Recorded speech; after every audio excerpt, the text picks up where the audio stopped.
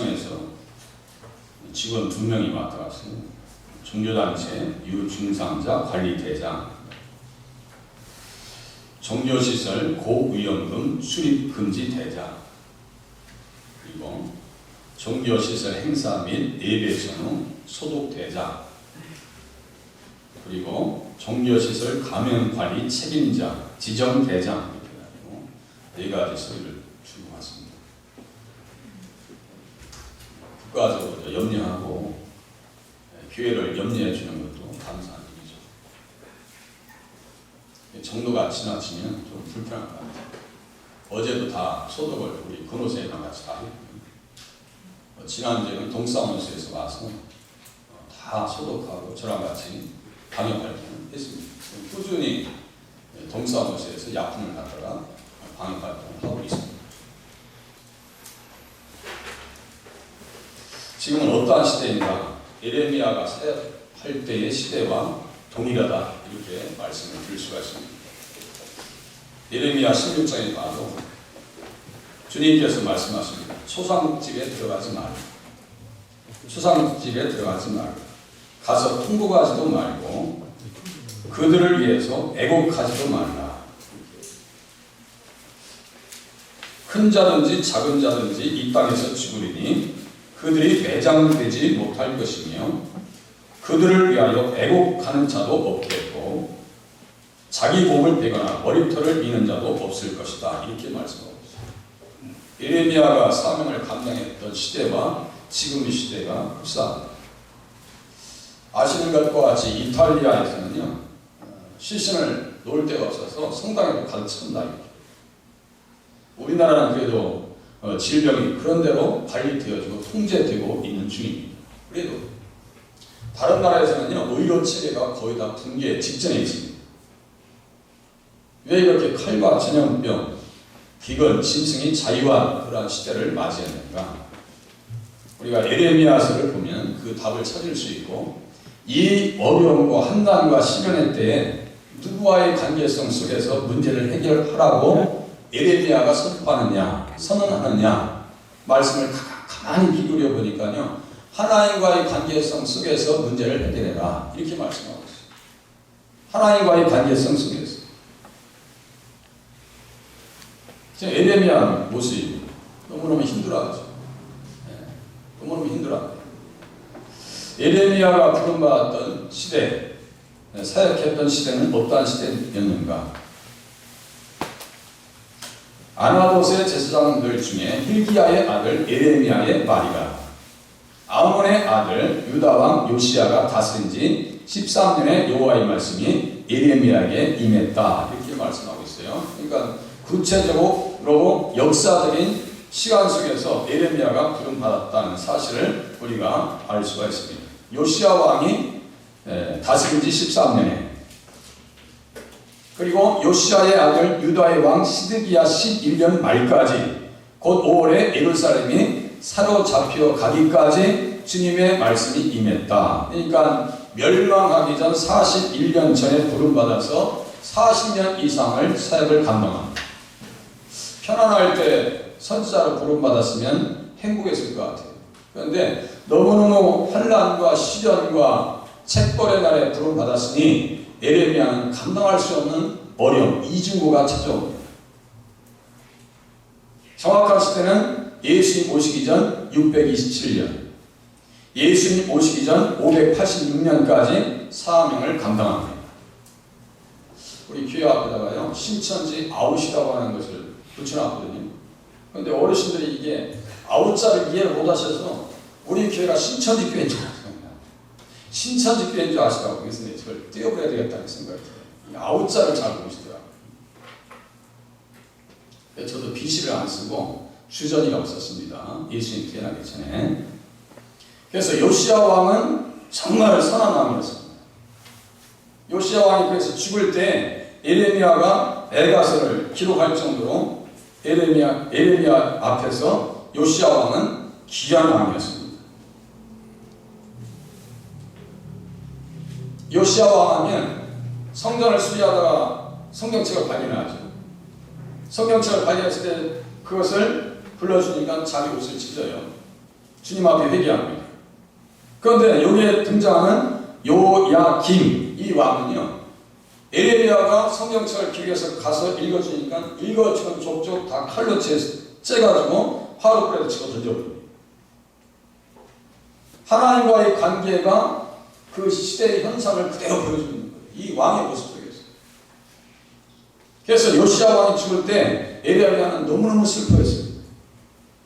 보통 왕이 이렇게 세워지면 평생 동안 왕을 할 수 있거든요. 그런데 보세요. 요아스는 3개월, 요야킨은 11개월, 요야킨은 3개월, 요아스의 아들들 둘이 요야킨과 요야긴입니다. 시드기야 왕은 11년. 잡혀갈 때 두 분이 다 빠져버려요. 빼버려요, 그냥. 산채로 무슨 통증 주사를 놓고 빼는 게 아니에요. 바벨론 제국 와가지고 말이죠. 그 왕을 그냥 두 눈을 빼버려요. 얼마나 고통스러운 시대입니까? 그런데 이 시대를 가만히 살펴본 말씀을 보니까요, 여호와 보시기에 악을 행하였더라 라고는 표현이 반복적으로 등장합니다. 여호와 보시기에 악을 행하였더라 라고 하는 것은 사람이 느낄 수 없는 그러한 악이 범죄되어졌다라고 하는 것으로 이해할 수 있습니다. 다른 사람들은 그게 몰라요. 다 집단적으로 다 망가진 이유가 다 모르기 때문입니다. 이게 죄인지 이게 잘못된 것인지 깨닫지 못해요. 악에 사로잡혀 있던 그 시대. 그러니까 에레미야서를 기록할 때 요 열왕기하 22장부터 열왕기하 24장 6절에서 16절까지, 그죠? 역대하 34장부터 36장 그 시대까지, 요 시대를 다 에레미야가 지금 생각하고 있는 거예요. 그러니까 그 사이에 에레미야서를 딱 가지고 놓고 그 시대를 정리하면 딱 맞습니다. 성경을 그렇게 보셔야 돼요.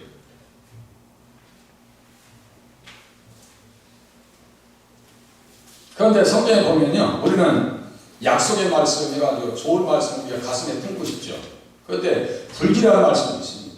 선한 말씀도 이루어지지만 불길한 말씀도 참 안타깝게 이루어진다고 하는 사실을 성경을 통해서 확인할 수가 있습니다.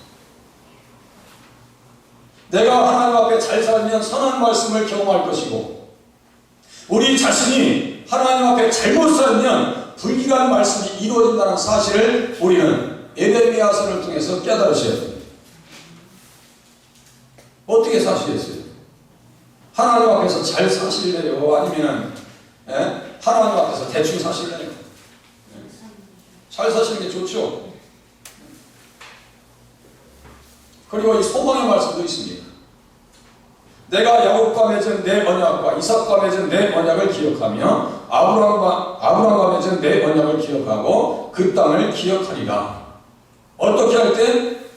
그들이 나를 거스른 잘못으로 자기의 죄악과 그들의 조상의 죄악을 자복할 때, 그들의 원수의 땅으로 끌려갔음을 깨닫고 할례받지 아니한 그들의 마음이 낮아져서 주님의 형벌을 기쁘게 받으면 하나님께서 맺으신 그 언약을 기억해 주시겠다라고 말씀하고 있습니다. 이 말씀, 에레미야 26장과 신명기 28장의 말씀은요, 같은 말씀입니다.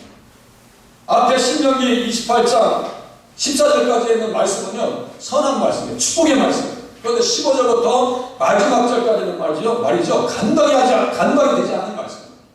저주의 말씀입니다. 칼과 기근과 열병과 짐승이 자유하는 역사를 하나님께서 그대로 그를 기록했는데, 너희들이 주님 말씀을 듣지 아니하면, 레위기 26장 14절 이하의 끝절까지 보시면요, 자세히 보면 청종하지 아니하면 이 네 번이 딱 등장합니다. 청종하지 아니하면, 청종하지 아니하면, 청종하지 아니하면, 청종하지 아니하면. 그래서 주님께서 말씀하십니다. 말을 들을게 안 들을게. 저도요, 말씀을 이렇게 연구하면서 깜짝깜짝 놀랍니다. 이야, 이게 주님 말씀 듣지 않으면 이게 뒷감당이 안 되는 거예요. 뒷감당이 안 되는 거예요. 청종하지 아니할 때 가장 먼저 찾아오는 재앙은요, 폐병과 열병입니다. 잘 보세요. 폐병과 열병. 레위기 26장 16절입니다. 내 말을 듣지 않니? 그 재앙의 첫 항목이 뭐라고요? 폐병과 열병이다. 종교시설 고위험군 출입금지 대장. 고위험군. 연락하시는 분들은 꼭 연락 주라는 거예요.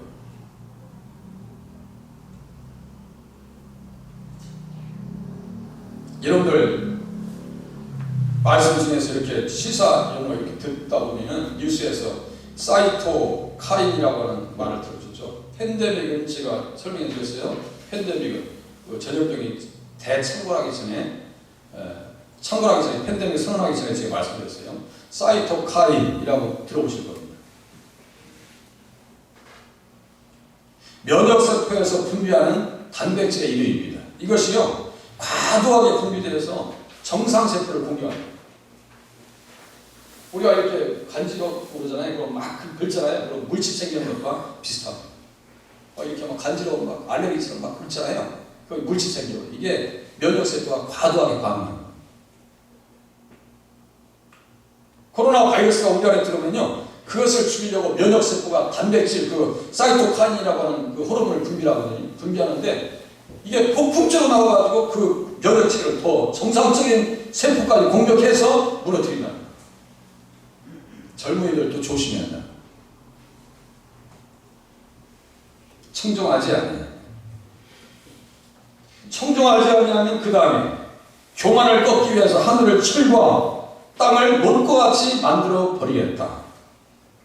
에스겔은 그것을요 멸망하게 하는 기근의 독한 화살이다 했었어요. 멸망하게 하는 기근의 독한 화살이다. 무슨 말인지 아시겠죠? 예레미야 14장도 똑같이 말씀이 기록됩니다. 가뭄에 대하여 예레미야에게 임한 여호와의 말씀입니다. 땅에 비가 없어 지면이 갈라지니 밭 가는 자가 부끄러워서 그의 머리를 가리는도다. 또 들에 안 샀으면 새끼를 낳고 풀이 없으므로 내버렸다. 뭐 먹을 게 있어야 자식이 낳아도 먹을 거 아니에요. 짐승들도요 먹을 게 없으면요 자기가 살기 위해서 새끼를 버려버려요.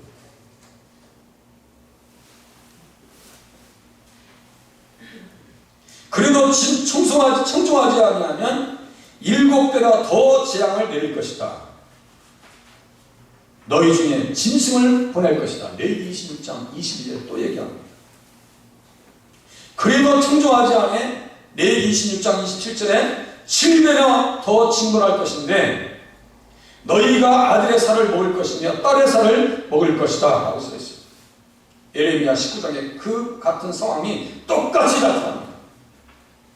제가 지난주에 영적 거리 두지 아니하면 에스겔서에서도 똑같이 5장 16절에 나타난 상황을 말씀드렸죠. 이게 무섭다. 지금 어려운 때를 누구와의 관계성 속에서 풀어나가야 돼요? 하나님의 말씀의 관계성 속에서 이 땅이 믿는 사람들이 풀어나가야 될 줄로 깨달으실 수 있기를 바랍니다. 하나님 잘못했습니다. 무조건 내가 잘못했습니다. 제가 생각나게 하시고 깨닫는 죄를 용서하여 주시옵소서. 숨은 허물들이 있습니다. 주님 앞에 두 손 들고 자백하면 어떻게 하신다고요? 야곱과 이삭과 아브라함과 맺은 언약을 기억해 주시겠다.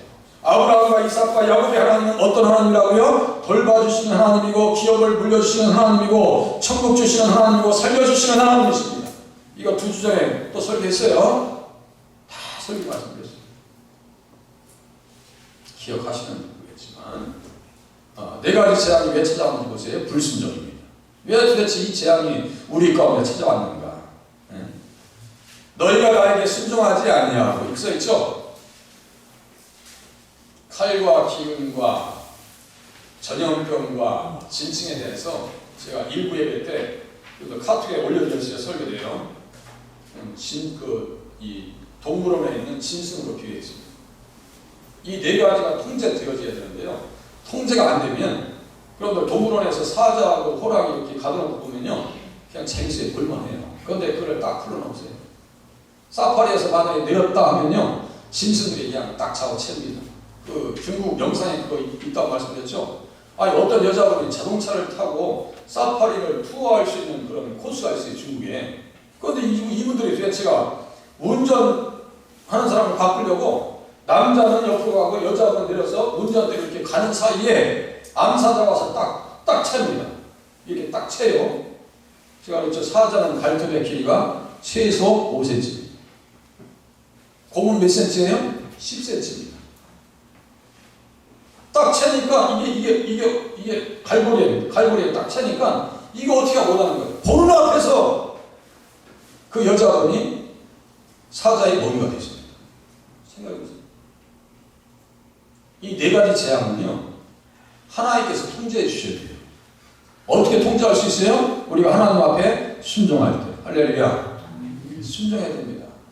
하나님의 말씀이요, 효력이 없는 거 같죠?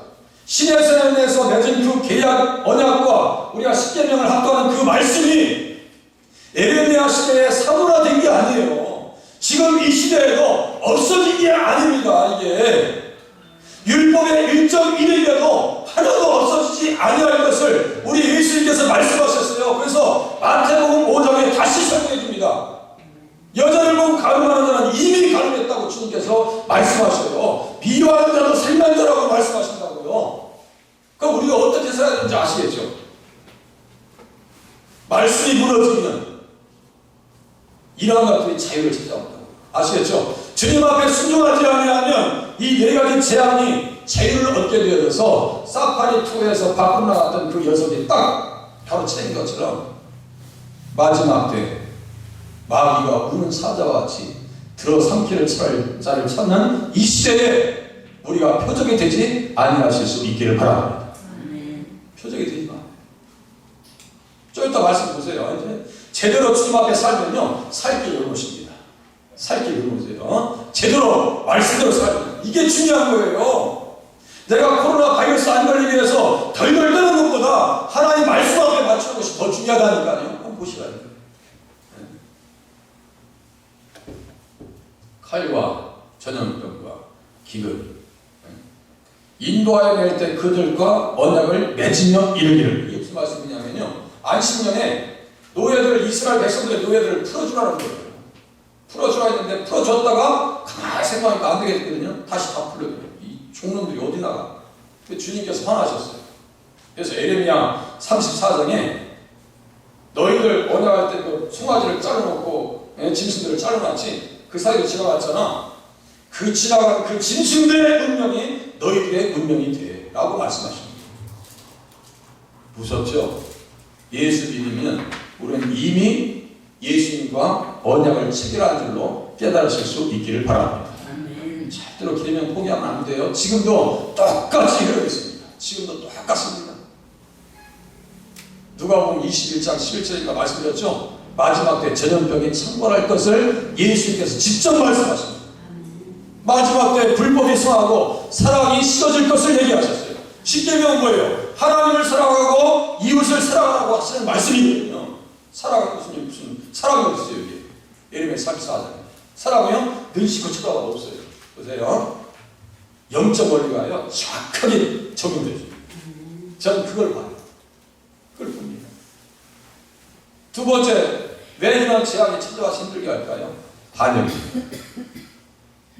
그들의 예언을 받은 백성은 기근과 칼로 말미암아 예루살렘 거리에 던짐을 당할 것인지 그들을 장사할 자가 없을 것이요. 지금 장사 아주 난이 났습니다. 외부에서. 그들의 아내와 아들과 딸이 그렇게 들이니 이는 내가 그들의 악을 그 위에 부음이니라. 절대로 죄는요 한 인생을 찾아갑니다. 한 인생을 방치하지 않아요. 죄는 절대로 방치하지 않습니다. 여호와의 말씀이니가 이스라엘의 집과 유다의 집이 내게 심히 반역하였느니라. 그들이 여호와를 인정하지 아니하면, 주님을 인정하지 않아요. 네? 인정하지 않습니다. 말하기를 여호와께서는 계시지 아니하니, 주님이 어디 계시냐 이거야. 재앙이 우리에게 임하지 아니할 것이요 우리가 칼과 기근을 보지 아니할 것이다. 이렇게 오만하고 교만하고 주님 앞에 이렇게 반역하면서 살아갈 때 뭐가 자유를 얻는다고요? 칼과 기근과 전염병과 짐승이 자유를 얻는다는 거예요. 선지자들은 바라합니다. 말씀이 그들의 속에 있지 아니한지 그같이 그들이 당하리라 하였느니라 그랬어요. 다 거짓을 예언하고요. 예레미야가 얘기합니다. 그들이 만일 나의 회의에 참여하였더라면, 하나님의 회의에 참여하였더라면 정말 진실한 마음으로 말씀을 전했을 것인데 하나님 모른다는 거예요. 자기 마음에서 나오는 예언을 한다는 거예요. 예수가 어디 있어요? 없었다는 얘기예요. 예수는 없다는 얘기예요.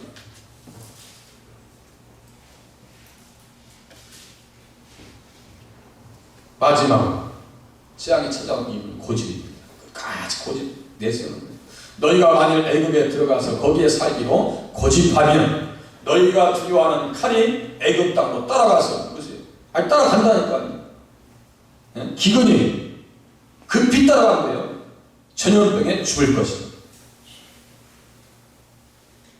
예레미야가요, 그 예루살렘 근처에 사는 사람들에게 말했어요. 여기에 머무르든가 아니면 바벨론에서 가서 사는 것이 안전하다. 그것이 하나님의 뜻이다. 왜냐하면 바벨론에서 다시 돌아올 것이기 때문이다. 그리고 절대로 애굽으로 내려가지 마. 그리고 이 사람들이 찾아와서 뭐라고 하는지 아세요? 예레미야에게 얘기합니다. 당신이 진정한 선지자인 줄 우리가 이제 깨달았습니다. 당신의 말이 다 응답되는 것을 우리가 역사 현장에서 다 보았기 때문입니다. 그러니까 우리들을 위해서 기도해 주십시오. 예레미야 선지자님 와서 기도를 부탁해요. 그러면 예레미야가 얼마나 기도를 했겠어요. 10일 동안 하나님의 뜻을 간절히 찾고 묻고 기도하고 결론을 내립니다. 당신들은 애굽으로 가면 안 돼요. 그랬더니 이 사람들 아이 주님 말씀 듣는 것이 복이고 우리에게 축복이죠. 이야기해놓고 다 애굽으로 도망가고 이율 배반죄 이중적인 그들의 삶 가운데 무엇이 찾아간다고요? 칼과 기근과 전염병과 짐승이 찾아간다. 주님 앞에서요 온전히 내려놓을 것은 내려놓으시면서 신앙생활 하실 수 있기를 바랍니다. 예레미야 시대가 그랬어요. 이 사람들이 왜 고집 부리고 반역하고 순종하지 않죠? 그 속에 예수님이 계시지 않기 때문입니다. 보세요. 그런데 그 상황 속에서도 축복받은 사람들이 있어요. 보세요. 네 가지 재앙에서 자유한 가문이 있고 개인이 있습니다. 네 가지 족속입니다. 이 보세요. 이 사람 사는 거 보세요. 네? 전쟁이 나와서 다 죽는 것보다 이렇게 사는 게 낫지 않겠어요? 네? 제가 요새 TV 프로그램 중에서 나는 자연인이다. 그 사람들도 나쁘지 않겠다 싶어요. 이 시대에. 그죠? 나는 자연인이다. 그 다음에 세상 염려도 없어. 그냥 뭐 마음대로 잠자고 싶고 그냥 먹고 싶은 거 먹고 나름대로 그 안에서 일을 하지만서도 일하실 때는 그 사람들이 좀 자유한 것 같아요. 그죠? 내가 족속 사는 거 보세요. 아이고 그 시대 사람들 뭐 이 찌질이들 바보 같은 사람들 그렇겠죠? 근데 이 사람들을 왜 축복을 하시는지 아세요? 보세요. 순종하면 축복받는데요. 네갑의 아들 요나답의 자손은 그의 손주가 그들에게 명령한 그 명령을 지켜 행하나 이 백성은 내게 순종하지 아니하리라. 이 사람들은 네갑의 아들 요나답의 자손들은 무엇을 했냐면요. 야 포도주 먹지 마. 그리고 집 사지 말고 장막을 짓고 살아. 그래서 실질적으로 예레미야가 쫓아가서 한번 시험해봤어요. 포도주 60년 된 건지 100년 된 건지 몰라도 갖다 이렇게 됐어요. 아 우리 포도주 안 먹겠다. 이 술을 못 먹겠다. 우리의 조상이 우리에게 먹지 말라고 명령했기 때문에 술을 못 먹겠다. 그 장막의 사람입니다. 예레미야가 네갑 사람의 가문에 이르되 만군의 여호와 이스라엘 하나님께서 이와 같이 말씀하시기를 너희가 너희 손주 요나답의 명령을 순종하여 그의 모든 규율을 지키며 그가 너희에게 명령한 것을 행하였도다. 그러므로 만군의 여호와 이스라엘의 하나님께서 이와 같이 말씀하시니라 네갑의 아들 요나답에게서 내 앞에 설 사람이 영원히 끊어지지 아니하리라 하시니라. 실질적으로 신학자들의 주장에 의하면 이 사람들은 예수님 성탄하실 때 목자들 있죠. 하늘의 영광이요 땅에서는 그의 기뻐하심을 입은 사람들 중에 평안하다 찬양했던 사람들이 바로 이 사람들입니다. 이 후손들이에요. 이 사람들 축복받은 거예요? 안 받은 거예요? 생각해보세요. 성탄의 그 아침 성탄의 그날 축복했던 하나님 앞에 찬양을 올려드렸던 사람들이 바로 이 사람들이에요. 천사의 찬양이고 확인해봐야 되거든요. 목자들 성전 옆에서 어린 양을 키우면서 번제물과 화목제물과 속죄제물을 드렸던 그 후손입니다. 생각해보세요. 복된 사람들 아니에요? 가문이 빚내시기를 원하거든 하나님 말씀 앞에 순종하는 자리에 나아가실 수 있기를 바랍니다. 또 개인적으로 다 멸망하는 시대라니까. 다 멸망하는 시대. 예? 시드기야가 통치할 때요 에벨이라는 사람이 있어요. 이 보세요. 지금 이 구덩이에서 누굴 이렇게 꺼내지 않아요? 이 구덩이에서 나오는 사람이 지금 에벨이라고요. 거기서 지금 끄집어 당기는 사람이 에벨이에요. 30명을 데리고 와서 구덩이에 치고 던져버리니까 거기에 물 있었다면 죽었을 것인데 뭐 감옥이 있으니까 물은 없어요. 물은. 그러니까 지름차게 떨어집니다. 그러니까 뭐 먹을 식량도 다 떨어졌으니까 거기에서 100% 죽습니다. 그러니까 에벨이 그래 왕이시요. 에레미야 저렇게 딱 죽겠어요. 그러니까 시드기야가 그래도 일만에 양심이 있어서 야 가서 에레미야 끄집어 당겨줘. 그래서 에레미야가 지금 진흥에서 나옵니다. 지금 말이 그렇지 에레미야가 이런 데 있을 때 심령이 어떻겠어요? 우리 지금 코로나 때문에 지금 마음이 불편하죠. 어디 가도 불편하고 밖에 나가도 불편하고 그죠? 교회 나와도 좀 그렇고 거시기하고 기가 막힌 시대입니다. 정말 기가 막힌 시대예요. 이러한 시대요. 누구도 생각도 못했고 상상도 못했고 지금 100년 만에 찾아온 시대거든요. 이게 이 보통 센 놈이 아니에요. 그래도 어떻게 해요? 이 재난의 때에 주님 믿으면 살 길을 열어주십니다. 의인은 7번 넘어져도 8번째 일어난다고 성경에 기록한 것은 예수 믿으면 주님 의지하면 살 수 있다라고 이 역사적 상황 속에서 분명하게 확실하게 확고하게 우리에게 말씀해 주고 있습니다. 예수 믿으세요. 다른 게 없어요. 에레미야가 감옥들에 갇혔을 때 여호와의 말씀이 그에게 임하니라 이랬습니다. 나와서 이제 감옥들에 갇혀 있는 거예요. 너는 가서 구스인은 누구예요? 에디오피아 사람입니다. 이방인이에요. 에벨멜렉에게 말하기를 만군의 여호와 이스라엘 하나님의 말씀에 내가 이승에 재난을 내리고 복을 내리지 아니하리라 한 나의 말이 그날에 내 눈앞에 이루리라. 여호와의 말씀이니라 내가 그날에 너를 구원하리니 이 말씀을 가슴에 품으실 수 있기를 바랍니다. 그날에 너를 구원하리니 이 바이러스가 창궐하는 이 때에 우리 주연교회 성도님들을 구원해 주실 줄로 믿으시기를 바랍니다. 아멘. 내가 그 두려워하는 사람들의 손에 넘겨주지 아니하리라. 내가 우리 주연교회 각 사람들이 두려워하는 바이러스의 손에 넘겨주지 아니하리라 라고 하는 말씀으로 받으실 수 있기를 바랍니다. 내가 반드시 너를 구원할 것인즉 내가 칼에 죽지 아니하고 내가 노량물같이 내 목숨을 얻을 것이니 이런 내가 나를 믿었습니다. 할렐루야. 누굴 믿어요? 예수 믿는 거죠. 예수 믿는 거죠. 예수 믿어야 살아요. 아무리 조심한다고 해서요 하나님께서 지켜주시지 아니하면요 우리의 건강을 지킬 수가 없습니다. 그럼 어떤 예수님을 믿으라 되겠죠? 어떤 예수님을? 보세요. 에레미야가 소망의 복음을 전합니다. 아니 절망만 얘기하면 안 돼요. 소망도 얘기해야지. 탈출을 열어가야 될 거 아니에요. 여러분들 남극이나 북극에 보면 이 물개들이 말이죠. 이 물범들이 꼭 숨구멍을 만들어 놓고 그 주변에 왔다 갔다 해요. 무슨 말인지 알겠죠? 물속에 있다 계속 물속에 사는 게 아니에요. 그 범고래 있죠? 범고래 갖고 고래들을 사냥할 때 어떻게 하냐면요 숨구멍을 막아버립니다. 위에 올라 쳐버려요.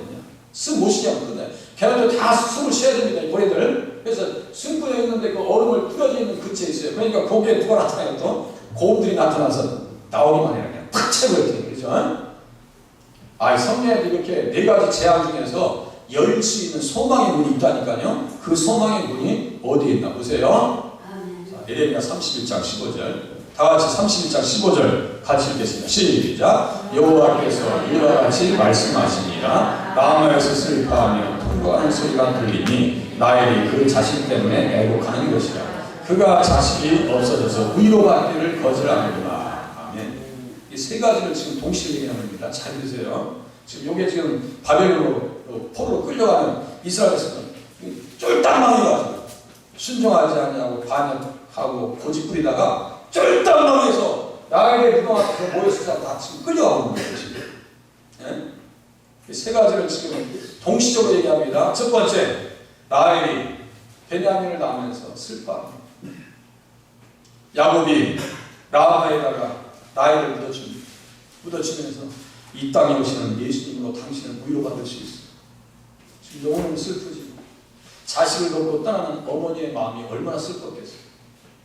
남편에게 버림받았던 그 아픔 앞에 얼마나 힘들었겠어요. 라헬을 위로해주면서 베들레헴 근처에다가 야곱이 묻어줍니다. 슬픔의 여인 라헬. 지금 현실적으로 이스라엘 백성들이 바벨론으로 끌려갑니다. 라헬을 생각해봐. 라헬은 베들레헴에 오시는 예수님 때문에 위로받을 것을 에레미야가 알고 이사야, 야곱의 마음 그대로 이것을 표현하고 있는 거예요. 베들레헴에서 예수님이 성탄하십니다. 또 세 번째, 베들레헴에 있었던 그 주변에 있었던 2살 이하의 아들들이 다 죽임을 당할 때 그 여인들을 위로하시는 말씀입니다. 위로하면서 무엇을 얘기할까요? 예수님 때문에 우리에게는 부활의 소망이 있다. 너희의 장래에 소망이 있을 것이다. 할렐루야. 예수님 때문에. 그리고 더 중요한 것은 이 베들레헴에 예수님 오시기 때문에 이스라엘 백성들이 어떻게 된다고요? 포로에서 반드시 돌아온다. 이것을 얘기해 주는 거예요. 이게요, 제가 더 이상 표현할 기가 너무 좋은데 더 이상 표현할 기가 없어요. 너무너무 좋은데 더 이상 표현할 수 있는 길이 제가 여기밖에 생각이 못 있는 거예요. 이게 엄청난 말씀입니다. 예수님이 이 땅에 오시니까 당신들은 절망하지 말라. 예수님 때문에 영원히 하나님 앞에 부활할 것이니까 회개하고 다시 돌아오자는 거예요.